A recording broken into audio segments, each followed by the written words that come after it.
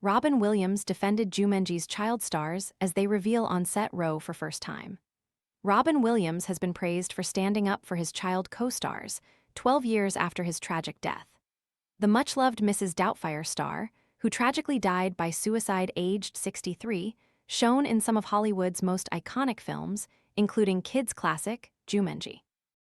The film, about a magical board game which transports kids into a perilous jungle world, sees Williams give a heartfelt performance as Alan Parrish, the man who has been trapped in the board game for 25 years.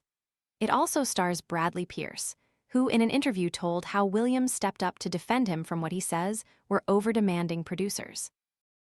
Still spending forever chopping vegetables? The Full-Star Pro vegetable chopper dices onions, potatoes, and more into its container in seconds, helping make meal prep faster and tidier. Want to check today's Amazon deal? Scan the QR code now or visit grabdeal.us/2 before it's gone. Alongside Kirsten Dunst, Pierce played one of the kids in the 1995 family film. He recalled shooting a sequence on set, which saw the wide-eyed shepherd children engulfed in a fierce monsoon. The actor, who was 13 at the time, was having trouble breathing in the scene due to the water and his extensive costume and makeup, which saw him transformed into a monkey.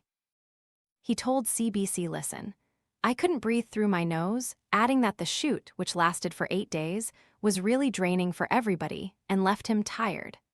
Alleging that the film's producers attempted to get the child stars to work overtime, which is not legally permitted, to get the shoot over the line, he said, "Children can only be on set for a number of hours." The producers had approached our parents and said, "Is there any way we can do a bit of overtime to get it done?" That's not uncommon at all in the industry, because it literally saves $100,000, £73,000, plus to do that extra half hour rather than a whole day.